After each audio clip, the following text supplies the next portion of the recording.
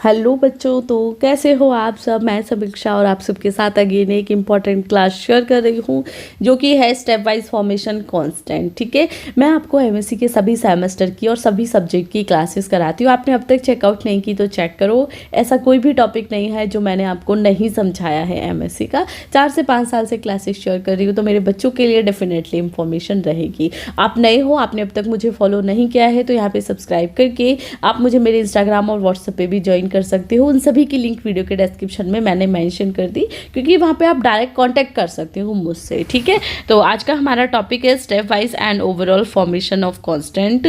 ये जो क्वेश्चन है, मैं हमेशा जब टॉपिक कराती हूँ तो पहले आपको बताती हूँ कि ये कितने नंबर का आएगा, क्योंकि आपको तो नहीं पता। आपने फर्स्ट सेम में एडमिशन लिया है तो आप क्लियर नहीं हो कि कौन सा क्वेश्चन कैसे आता है। तो देखो, ये आपको देखने के लिए मिलेगा लॉन्ग में, यानी कि 10 to 15 मार्क्स का। अलग अलग यूनिवर्सिटी में अलग अलग डिस्ट्रीब्यूशन हो सकता है, इसलिए मैं इतना बोल रही हूँ। ठीक है, शॉर्ट में भी आएगा, कभी कभी शॉर्ट में भी देखने के लिए मिल जाता है। शॉर्ट में पूछ लेगा स्टेप वाइज फॉर्मेशन, तो वो आप इसमें से कट करके लिख ही दोगे, क्योंकि मैं तो आपको दोनों कराने वाली हूँ, स्टेप वाइज भी एंड ओवरऑल भी। ठीक है, तो चलो टॉपिक स्टार्ट करते हैं। इंट्रोडक्शन काफ़ी बड़ा हो चुका है। ठीक है, या According to Ivjerium, in 1941, the formation of complexes in a solution proceed by stepwise addition of ligand to metal ion। ठीक है, सबसे पहले इसे किसने दिया था, हाईलाइट कर दो, आइवजेरियम। मैं इसका एक पॉइंट कलर चेंज कर देती हूँ, वेट अ मिनट। या हु डिस्कवर दिस, या आइवजेरियम। ठीक है, then in 1941 the formation of complex in solution proceed by step wise addition of. ठीक है, तो ये कहता है जो स्टेप वाइज फॉर्मेशन होता है कि formation of complexes in a solution is proceed by step wise addition of ligand to metal. यानी कि जो आपको फॉर्मेशन देखने के लिए मिलेगा कॉम्प्लेक्सेस का, वो आपका विटामिन डी उल्टा हो गया, या ये कहता है कि जो आपका कॉम्प्लेक्सेस का फॉर्मेशन आपको देखने के लिए मिलेगा, वो हमेशा स्टेप वाइज एडिशन से होगा मेटल और लिगेंड के से। यानी कि मेटल और लिगेंड जब जुड़ेंगे स्टेप बाय स्टेप, तो ही जो कॉम्प्लेक्सेस का फॉर्मेशन है वो होगा। कैसे होगा, मेटल और लिगेंड। देखो, मेटल और लिगेंड के स्टेप वाइज स्टेप जुड़ने से, है ना, एडिशन है ना, स्टेप बाय स्टेप एडिशन से ही आपको क्या है, फॉर्मेशन ऑफ कॉम्प्लेक्स मिलेगा, यानी कि कॉम्प्लेक्स बना हुआ मिलेगा। ये जो लाइन है ये सिंपल सी इन 3 वर्ड्स में कंप्लीट हो जाती है, metal ligand step wise addition formation of complex. ठीक है, सिंपल। यहाँ तक कोई डाउट किसी को तो मुझे कमेंट करके बता देना, फिर से क्लियर कर देंगे। हम आपके डाउट क्लियर करने के लिए ही हैं, है ना। देखो, पैसे लेके तो दुनिया पढ़ाती है, फ्री में पढ़ाएं तो बात है। मैंने तो आज तक 5 साल में कभी नहीं पढ़ाया, बट यस, अभी मेरे कुछ स्टूडेंट थे जिन्हें पेड क्लासेस लेनी थी, तो वो भी आपको 600 से लेके और सिर्फ 850 या 900 में सभी सब्जेक्ट की क्लासेस मिल रही हैं। तो उससे बेस्ट तो मुझे कुछ नहीं लगता, और वो भी मैंने पहली बार चलाई है। और सच बताऊँ, वो मैं नहीं चाहती थी, बट कुछ स्टूडेंट की इतनी रिक्वेस्ट थी तो मुझे वो चीज़ करनी पड़ी, क्योंकि जब मैं इतनी मेहनत करूँगी तो यार एक स्टूडेंट के लिए वो मेहनत नहीं होती, इसलिए मुझे थोड़ा सा श्योर भी करना पड़ता। बाकी मैं फिर कहूँगी, जो मेरे स्टूडेंट मेरे साथ जुड़े हुए हैं, नेक्स्ट सेम में फर्स्ट डे से क्लास ले लेना, कोई पेड क्लास की ज़रूरत नहीं पड़ेगी और पेड कोर्सेज की भी ज़रूरत नहीं पड़ेगी आपको। ठीक है, then started with the next point. Formation हो गया, ठीक है, कॉम्प्लेक्स का। Thus when a metal ion form complexes with a ligand, a number of equilibrium can be formulated. यानी कि जो आपका मेटल विद लिगेंड के साथ फॉर्मेशन करता है, तो वो आपको इक्विलिब्रियम देखने के लिए मिलता है। देखो स्टेप, देखो कैसे होंगे। इक्विलिब्रियम हमने बताया था ना, रेट कांस्टेंट से। देखो M+L मेटल लिगेंड K1 के साथ, ठीक है, तो हमें क्या मिला, Ml मिला हमारी रिएक्शन में। तो इसका हम रेट डिटरमाइन करेंगे। तो रेट डिटरमाइन हम कैसे करते हैं, इसे लिख के ये इसके अपोजिट में आ जाता है। ये चीज़ें पहले से क्लियर है ना, हम पहले से पढ़ते थे कि जब भी हम रेट डिटरमाइन करेंगे तो हम जो इक्विलिब्रियम में ले रहे हैं वो हम K1 ले रहे हैं, जैसे कि रेट, तो K1 = Ml/M+L हो जाएगा। ठीक है, अब इसके लिए हम इसको लेंगे मेटल लिगेंड जो हमारा फर्स्ट स्टेप में बना, अगेन हम इसकी रिएक्शन लिगेंड के साथ कराएंगे, ये हमारी इन प्रेजेंस ऑफ K2 हो जाएगी और ये Ml2 बन जाएगा। ठीक है, तो हम क्या करेंगे,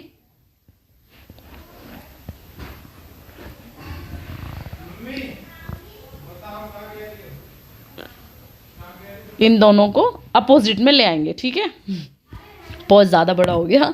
ठीक है, तो हम क्या करेंगे, Ml2 ऊपर आ जाएगा एंड देन M+L को हम इसी शेप में सेम नीचे ले आएंगे। ये एक तरीका है ना। ये तो रेट डिटर्मिनेशन देखो आपको पहले पता होना चाहिए बच्चों कि A/B आ जाता है ना, A to B है तो रेट हम कैसे निकालते हैं, K=A/B है ना। ये फॉर्मूला हम पहले से करते आ रहे हैं। या अब हम क्या करेंगे, N की फॉर्म में निकालेंगे तो MlN-1 की रिएक्शन L के साथ कराएंगे तो MlN हो जाएगा। ठीक है, Kn की फॉर्म में सेम निकाल देंगे, ये इसके अपोजिट आ जाएगा। अब इक्विलिब्रिया कांस्टेंट K1 हो गया, K2 हो गया, Kn हो गया। तो ये जो आपके इक्विलिब्रिया कांस्टेंट है इन्हीं को हम स्टेप वाइज फॉर्मेशन कांस्टेंट बोलते हैं और स्टेप वाइज स्टेबिलिटी कांस्टेंट भी बोलते हैं। These constant are expressed by log10 K1, log10 K2 और log10 Kn। ठीक है, तो K1 K2 क्या है, स्टेबिलिटी कांस्टेंट है, यहाँ तक समझो। ठीक है, ये जो K1 K2 है स्टेबिलिटी कांस्टेंट हो गए और इन्हीं को हम स्टेबिलिटी फॉर्मेशन कांस्टेंट भी बोलते हैं और इन्हें हम ऐसे भी लिख सकते हैं कि log10 K, यानी कि 10 के हम log बेस रखते हैं ना, तो log की फॉर्म में अगर हम लिखेंगे तो इन्हें हम ऐसे लिख देंगे K1 देन यहाँ पे K2 देन Kn। ठीक है, तो ये एज इट इज़ सेम हो गया। अभी हम ओवरऑल फॉर्मेशन सेकंड पार्ट पे इसके पे आ जाते हैं। ठीक है, थोड़ी सी प्रैक्टिस करना लिखने की, बाकी कोई प्रॉब्लम नहीं है, बहुत इजी लैंग्वेज में मैंने नोट्स दिया है, अदरवाइज ये बहुत कंफ्यूजिंग आपको मिलेंगे जहाँ भी मिलेंगे। ठीक है, तो ओवरऑल फॉर्मेशन कांस्टेंट देख लेते हैं ये क्या होता है। The formation of complexes MLN may also be expressed as below। ठीक है, तो जो मेटल और लिगेंड की बॉन्डिंग है इन ओवरऑल फॉर्मेशन में वो कैसे होती है, देखो मेटल प्लस लिगेंड। ठीक है, तो हमारा मेटल लिगेंड बन गया। अब यहाँ पे जो हमारा रेट कांस्टेंट है, जो हमारा इक्विलिब्रिया है वो क्या है, β1। तो β1 ये इसके अपोजिट, सेम रिएक्शन ही लेनी ना हमें तो। ठीक है, तो A+B निकालेंगे तो ये AB हो गया, तो इसका K1 निकालेंगे तो AB/AB। ठीक है, ये एज इट इज़ रहेगा, सेम रूल हम लोग फॉलो कर लिया। बट अब यहाँ पे हम क्या करेंगे, हम इसको नहीं लेंगे जो फॉर्मेशन है, क्योंकि वो तो स्टेप बाई था। तो स्टेप बाई क्या था, यानी कि सीढ़ियाँ, एक सीढ़ी पे आए तो इस पे गए, तो इस पे गए, तो इस पे गए, ऐसे ही तो जाते हैं। बट ओवरऑल फॉर्मेशन में हम वो चीज़ें नहीं करेंगे। ओवरऑल में हम हर बार नया प्रोडक्ट लेंगे, जैसे कि हमने एक मेटल के साथ एक लिगेंड लिया तो एक मेटल लिगेंड हमें मिल गया, बट एक मेटल के साथ अब हम दो लिगेंड लेंगे तो in form of β2 we will get Ml2, है ना, क्योंकि L2 है तो ये यहाँ पे L2 हो जाएगा। Same β2 is equal to Ml2/M(n)L2 आपको मिल जाएगी। Next thing, metal and ligand ले लेंगे, क्योंकि दो ले लिया, यहाँ पे आप 3 भी ले सकते हो, 4 भी ले सकते हो, 5 भी ले सकते हो। आपको लॉन्ग क्वेश्चन करना है ना तो आप कितना भी ले लेना पेपर में दिखाने के लिए। ठीक है, देन हम βn ले लेंगे तो MlN यहाँ पे हमें मिल जाएगा। सेम हम βn की फॉर्मेशन यहाँ पे निकालेंगे, कोई डाउट बिल्कुल भी नहीं, same as it is reaction जैसी है होती आनी है। ये तो बहुत ज़्यादा इजी पड़ेगा बच्चों जब आप इसे आप अच्छे से करोगे। ठीक है, तो इक्विलिब्रिया जो कांस्टेंट है आपके β1 β2 and βn are called overall formation constant. ठीक है, तो इन्हीं को हम ओवरऑल फॉर्मेशन कांस्टेंट बोलते हैं। ठीक है, मैं अभी इसे रब कर देती हूँ तो समझ आ गया कि कैसे Ml1 था, कैसे Ml2 था, कौन सा बीटा कांस्टेंट था और कौन सा आपका step wise and overall formation था। ठीक है, स्टेप वाइज में स्टेप बाय स्टेप होगा, बट मेटल जो ओवरऑल फॉर्मेशन है उसमें एक मेटल की एक लिगेंड के साथ रिएक्शन कराई, देन 2 लिगेंड के साथ, देन 3 के साथ भी करा सकते हैं, 4 के साथ भी, 5 के साथ भी, 6 के साथ भी, 7 के साथ भी। फिर जब थक जाओ तो Ln पे आ जाना। ठीक है, ऐसे होता है ना। या तो MlN तो βn की फॉर्मेशन निकालेंगे, β2 βn, ये आपके स्टेप वाइज हो जाएंगे। देन आपका ओवरऑल कॉन्स्टेंट भी हो जाएगा। ठीक है, ओवरऑल फॉर्मेशन ऑफ कांस्टेंट। अब एक और क्वेश्चन इसमें बनता है, वो होता है relationship between step wise and overall formation constant. देखो यूट्यूब पे कोई भी क्लास देख लेना, स्टेप वाइज ओवरऑल बता के, ये चीज़ कोई नहीं बताएगा, बट मैं एमएससी के अकॉर्डिंग पढ़ाई करा रही हूँ, तो मैं आपको बताऊंगी कि बच्चे ये क्वेश्चन भी आपका वेरी शॉर्ट और शॉर्ट में बहुत बार आया हुआ है, तो इसे भी कर लीजिए कि जो रिलेशनशिप है between step wise and overall formation constant वो कैसी होती है, तो ये रिलेशनशिप भी हमें बतानी है। ठीक है, तो चलो अब हम देख लेते हैं। फैक्टर्स भी देखो आपको करने हैं, तो वो मेरे यूट्यूब पे हैं, फैक्टर आप वहाँ से कर लेना। अदर ओल्ड क्लासेस हैं मतलब यूट्यूब पे, ठीक है, तो ओल्ड क्लासेस से वो देख लेना।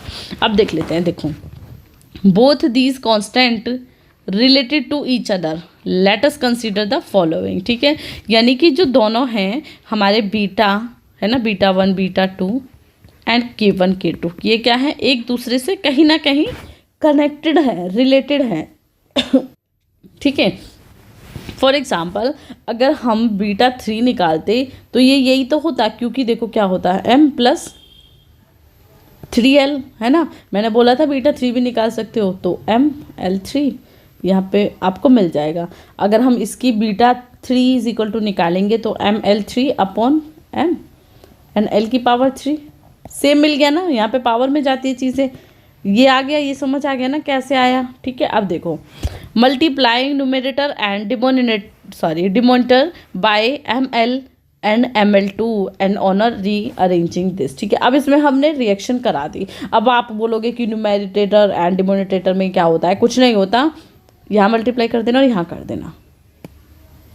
ठीक है, अब देखो सेम, ये तो हमारे पास था ही, इसकी हमने मल्टीप्लाई दोनों जगह कर दी। ठीक है, अब देखो जब दोनों जगह हमने मल्टीप्लाई कर दी तो पहले हम क्या लेंगे, शॉर्ट फॉर्म ML। ठीक है, देन M × L हम यहाँ पे ले लेंगे।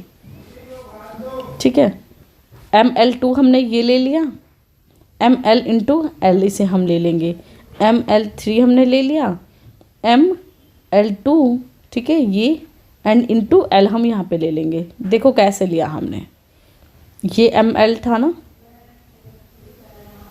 एक यहाँ पे ले लिया। ठीक है, ये सेम, ये ML2 हमने यहाँ पे सेम टू सेम ले लिया।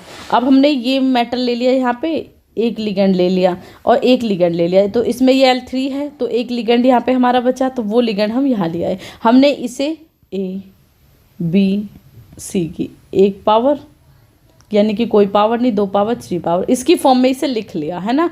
अब देखो जब हमने इसे इसकी फॉर्म में लिख दिया तो ये = K1 था ना, K1 क्या था, देखो metal plus ligand = metal ligand, तो K1 हमने क्या निकाला था, metal ligand upon metal × ligand, ये था ना K1। सेम ये K2 था स्टेप वाइज में, ये K3 था। ठीक है, तो बीटा 3 = हमारा ये आ गया, क्योंकि यहाँ बीटा 3 चलता आ रहा है, इनकी वैल्यू हमने स्टेप वाइज फॉर्मेशन से पुट कर दी। ठीक है, यहाँ तक कोई डाउट नहीं है ना किसी को भी, ये वैल्यू हमने, मैं अभी यहाँ पे ये रब करके फिर लिख देती हूँ एक बार कि आपको कन्फ्यूज़न ना रहे। या K1 कहाँ से कर दिया हमने, फ्रॉम स्टेप वाइज फॉर्मेशन से।